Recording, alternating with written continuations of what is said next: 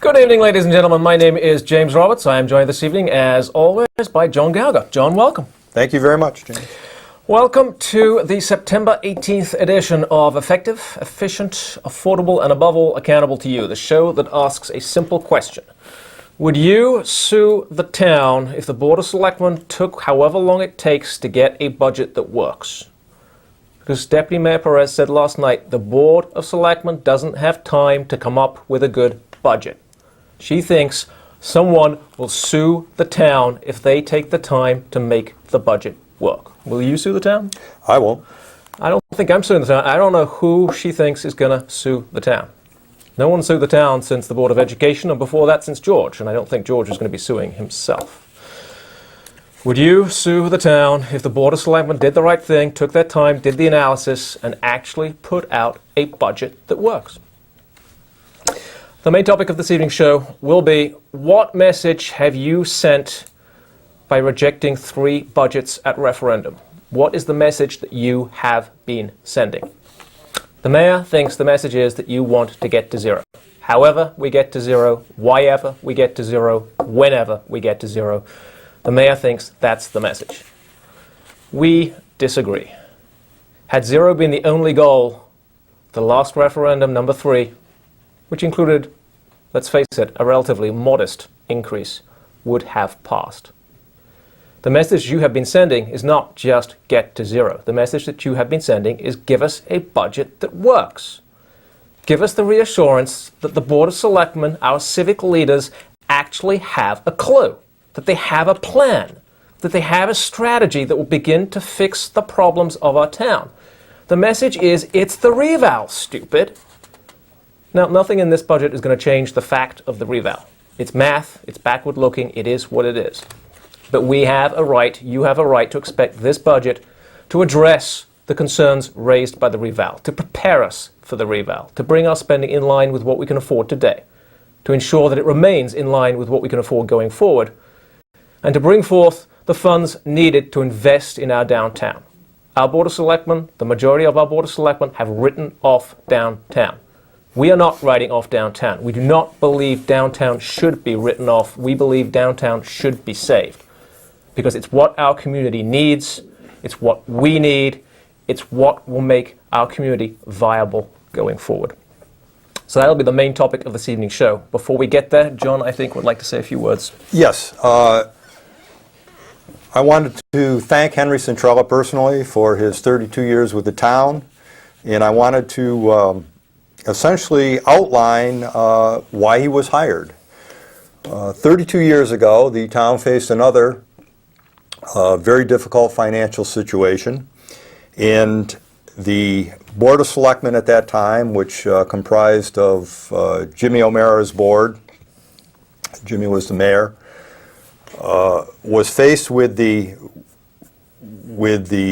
requirement by the state to separate the sewer account, the water account, and the town operating budget so that people that were not part of the sewer or water were not subsidizing the town budget. What was happening was cash was moved from various departments, the sewer water department, to subsidize the town.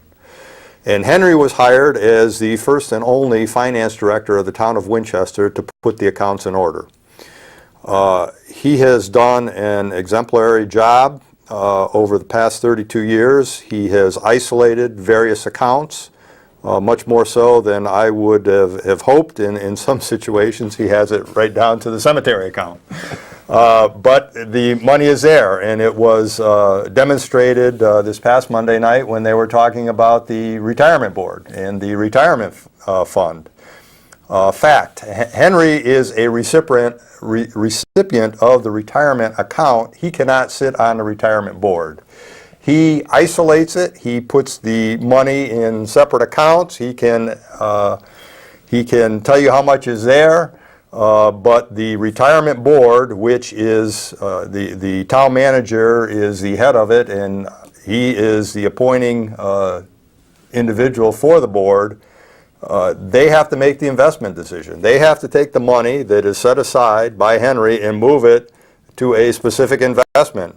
or a specific investment vehicle or hire somebody to do that.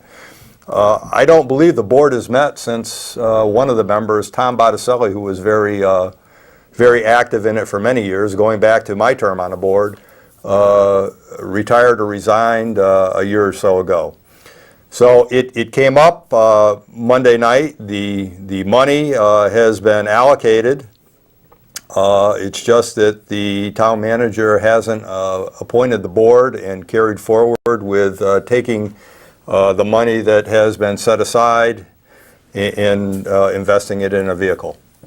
So once again, many thanks to Henry. I would also like to add that this town voted, I think it was 225 to 500 back in 2010 to put the finance boards together. This is the opportune time to do it. The Board of Selectmen and the Board of Education should sit down, put it on a common platform, put it under a common director, and move forward with some economies of scale and some savings. And this is what we're looking for in the budget. The town has voted on this. It is part of a charter revision in 2010 that passed by a exceedingly wide margin. And I have a bunch of papers here, and I pulled it up and I just buried it again, but we'll continue forward. It was like 2,200 and something to 500, yeah. 300 or 500. So it was well received by the public, is a very good idea. And this is what we're looking for in leadership from the Board of Selectmen, from the Board of Education, and from the town manager to do these things to bring the cost down and to simplify the overall audit structure. The final thing I'm going to say is that Henry's defense in Monday night was that there's a receivable in the audit report for the amount of money that is supposed to be paid to the retirement fund.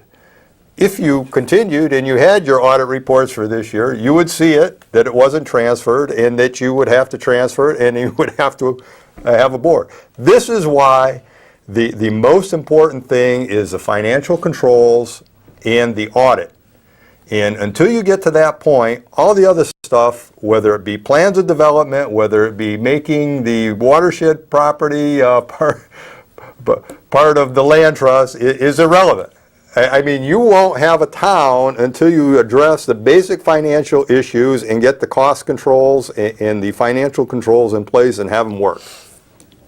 I mean, that's absolutely right. I mean, clearly, a budget, an audit, a paper trail, the ability for you, the people, to see where your taxes were spent, what they were spent on, did it work? These are the critical building blocks of a successful town. Just to put a little bit of additional color on a couple of things that John said there, because this pension thing this week actually reveals a whole host of questions. The background here was that the school board submitted a letter to the town last week suggesting that the school board has been contributing to the town pension, and yet none of that money has been showing up in the pension fund. And this is a very legitimate concern for the school board. I mean, pension funds are sacrosanct. The simple fact, as John says, is that money is all safe and sound in a segregated account under the personal supervision of Henry. Now, the town manager suggested that the reason this had been done, the reason that Henry had not passed it through to the pension fund, was that Henry was concerned over cash flow. And those of you who know Henry would find that an entirely reasonable explanation. But it's not really the full story, because as Henry knows full well, as we all know full well, money devoted to the pension fund is not available, most definitely not available to pay light bills. Had Henry used that money to pay light bills, we'd be cutting him off in handcuffs. The reason that Henry kept that money in a segregated account is because the Pension Oversight Board has been allowed to wither by the town manager and successive mayors. Without an oversight board, Henry was unwilling to take the school board money and dump it into the black hole. He wasn't willing to take school board money for pensioners and put it into a black hole that is not being supervised. So question, why is the pension fund not being supervised by the pension board? There's $7 million of assets, $9 million of liabilities with no supervision. How is this? Question, where are the town contributions to the pension fund? 9 years ago, when Marianne Welcome became mayor for the first time, the pension fund was fully funded, 100%. As of the last audit, 6/30/2010, 2 years ago, the pension fund was more than $2 million underfunded. In essence, the town has borrowed $2 million from the pension fund. Now, again, that yields two questions. The first is, when we borrow money as a town, we come to you at referendum. We ask your permission to borrow money. You have the right to say no. You've said no in the past. Borrowing from the pension fund doesn't give rise to that right to say no. This is a way of borrowing, of freeing up cash for the town without going to the voters, without even telling the voters. It's more of the same. The practice has to stop. Yeah. Secondly, what's going to happen to the pension fund? Are we looking at town retirees staying with Marianne for the rest of their lives? Is she going to feed them for gruel? We have to start funding the fund, ladies and gentlemen. We have to oversee the fund, we have to fund the fund, and we need to have real accountability, just as we need to have the audit. As John says, critical building blocks for any town. Enough of that issue. All right, we're getting to the reval. The key to the budget is the reval. And the key to any budget passing is, first we have to have a reduction. We have to be able to afford the taxes. We have to be able to afford the taxes. I had the pleasure this past week of having Selectman Clausen up on Bank Street. We went down, we looked at several of the houses that were down on their luck and empty. And this is the problem. If you go through the reval and you shift the burden to the lake in the Winchester, the outlying districts, the property tax doesn't come down enough on the houses that have been devalued significantly to make anybody want to buy in. You can't get the investment because the overall tax structure doesn't allow you to make an investment on something that's declining in value. People just miss this. This is not a blight ordinance. This is not something you do with a piece of paper. This is something you do with fiscal policy. And the policy has to address investment in the downtown. And it has to address moving many of these multifamily houses. Over 50% of our units in Winsted are apartment-type buildings or apartment-type units. And it has to move these back into single-family owner-occupied housing. And to do that, you have to put a tax policy together that favors people making investments in those. And I brought a clipping from New Britain. New Britain landlords were looking at a 5% surcharge on the rental income. They went en masse to New Britain, which was a Republican stronghold until the last election, and the Democrats won big. And they came up with this, and they just said, we're just going to pass it on to the tenants. Well, the tenants in Winsted, 12% of them are on food stamps. Are indigent. So you're passing it on to us. Let's take a step back. Let's just remind you very quickly what the reval is, how it works, what's going to happen. Every 5 years, we revalue all of the property here in town. And this is a physical reval. Right.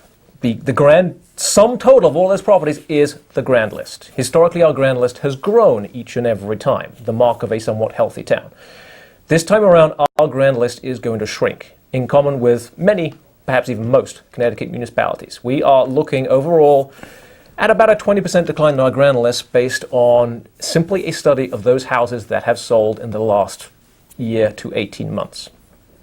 In and of itself, a shrinking grand list doesn't create an enormous reval headache. It will force the mill rate up. As the grand list comes down, if you want to maintain flat spending, the mill rate has to go up. In this case, up 20%. But that's not really an issue if everyone comes down together. The problem in Winsted is downtown is going down big, up to 40% in certain cases, whereas the outlying areas and the lake in particular are holding steady or even increasing. And what that means, plain and simple, is that some people will see their taxes lowered and other people will see their taxes raised. Irrespective, even with flat spending, even if their house hasn't gone up in value, if you live at Highland Lake, if you live in Winchester Center, your taxes will go up simply because somebody else's taxes have gone down. No increase in spending, no increase in services, no increase in the value of your house. Just the fact that somebody else's house went down in value means your taxes will go up. Now, up to now, the Board of Selectmen have absolutely refused to acknowledge this. What reval? What problem? That's here by December 1st. As recently as the day after the last referendum, George Clausen said, "We're all going down together. Everyone will pay the same taxes." Not true. Just not true. Finally, last night at the Board of Selectmen, Mayor Welcome acknowledged that at least 30% of households will see declines in their household value that are so huge, that the decline in value will offset the increase in the mill rate. 30% of you will actually pay lower taxes. Sounds like a big number. But it is a lower tax, but it doesn't reflect the 40% drop in the property. I mean, when you look at what they're paying, the ideal percentage on an assessed piece of property is 1.25%. It'll be up around 5 or 6%. It makes it prohibitive for somebody to come in and invest in the old downtown area. Key point number one. Downtown properties down 40% in value, down less than 40% in taxes, which means the effective tax rate on the downtown properties goes way up. Key point number two. I have no idea what key point number two is. It's picked up by the lake in Winchester. The taxes shift. I mean, this is the key point. Deputy Mayor Perez acknowledged last night that the shift is on. These are her words. The shift is on. The taxes will be shifting from downtown to the outlying areas, to the lake, to Winchester Center. But she was quick to say that that has nothing to do with the current budget. And that's just absolutely wrong. If you need to replace your roof, the roof on your house, next week, you don't go out and buy a sports car tomorrow. If you have a big bill coming, you save your money. You don't spend your money. When you think about the budget, you've got to ask yourself some very basic questions. With the reval coming, with a 20% increase in taxes coming, should we continue to increase spending? Can't. There is not enough left in the tax base to extract any more revenue out of it. You have to start working on the expense side. With a reval coming, with a 21% increase in taxes coming, should we increase taxes? No. With the reval coming, with 21% increase in taxes, should we continue to maintain in place staff structures that are inefficient? No. With the reval coming, with a 21% increase in taxes coming, should we maintain in place benefit structures, pension structures, which are growing out of control from an expense perspective and out of our control? We can't negotiate the cost of those benefits. The insurance company simply sends us a bill that historically has been going up between 10 and 20% per annum. In the past, when we've needed to save money here in town, we've eliminated a position here and a position there. And those savings have been gobbled up in a year or 2 years by the galloping pace of benefit costs. Can't do it anymore. You're down to a point where you can't extract any more money out of the tax base. There is just no new building. I mean, there isn't. And your compression in the cost structure is going to require you to work exclusively on the expense side. And that's a difficult thing. Because frankly, we need investment as well as cost reduction. But the cost reduction has to come first.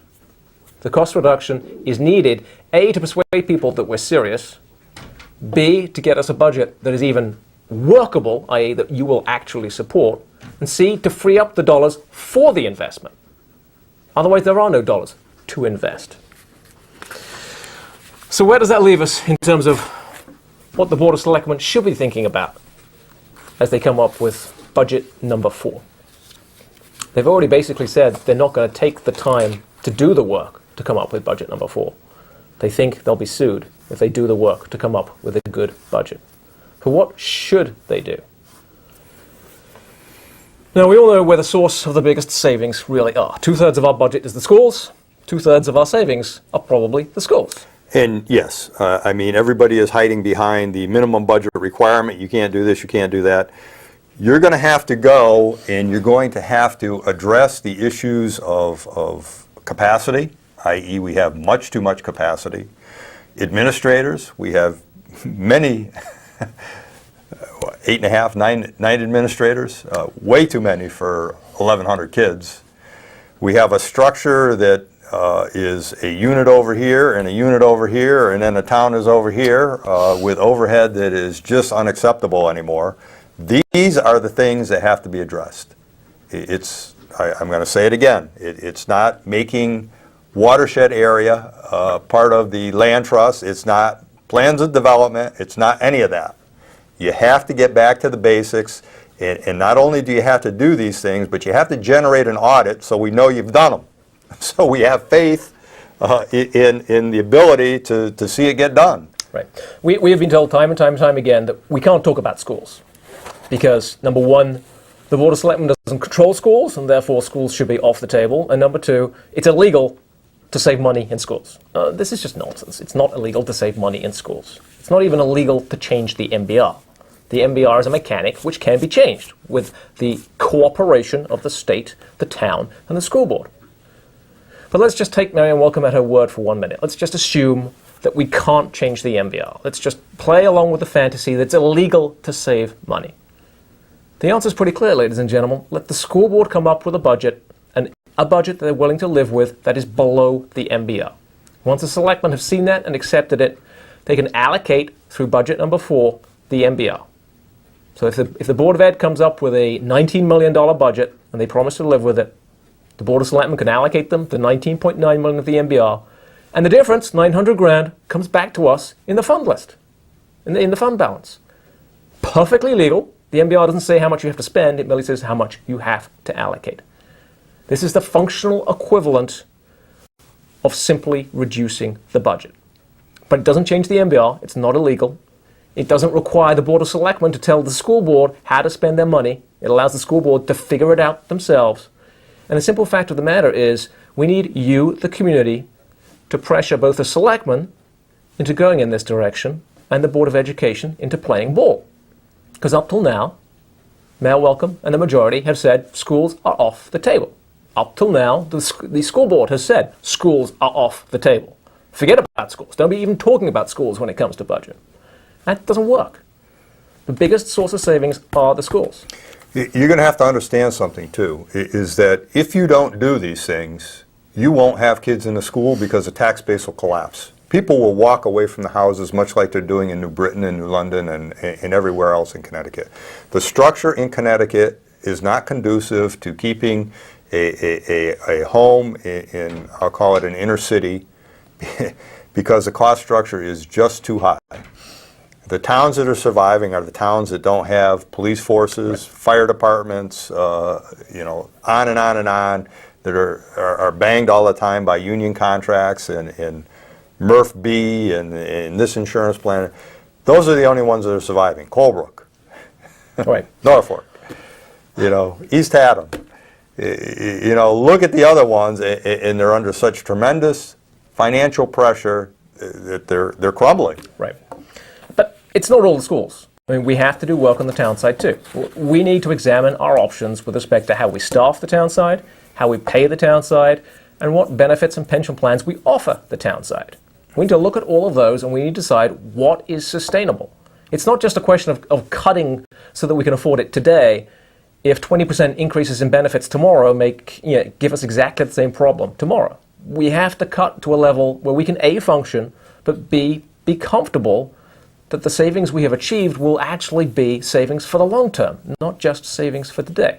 And that's one of the reasons, frankly, that a good deal of work needs to be done. Why simply rushing to put out a budget next week isn't going to yield the right answer. Because without doing the study, it's difficult to figure out what the right long-term answer really is. It has to start. And if we can leave you, the Board of Selectmen and the Board of Education, with any piece of advice, is this is your last go at it. You won't get a budget by the town after this one. December 1st, the reval is coming out, and what has been said about the people at the lake and how they vote, and whether they're electors or resident voters, has just put a bad taste in their mouth.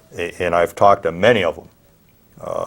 And if you don't do something that is constructive, take your time and put some thoughts down on paper and incorporate them in the budget and address some of these issues, instead of writing letters and talking about what this person did and what that person did and what the other person did. We're going forward, folks.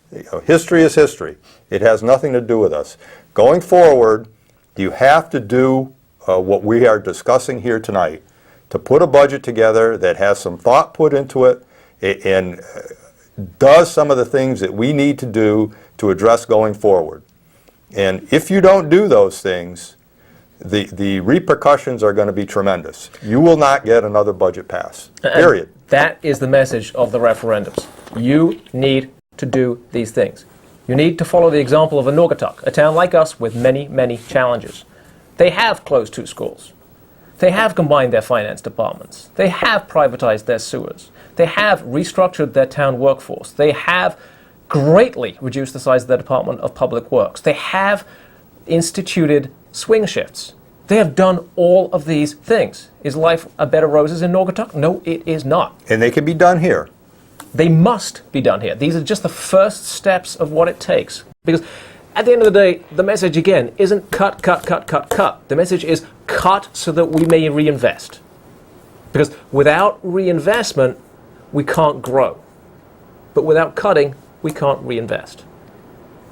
The message of the referendums was take your time, come up with a budget that works. Trim the spending to a point where we can afford it today. Restructure the spending so it doesn't become unaffordable tomorrow, and take those savings and reinvest them.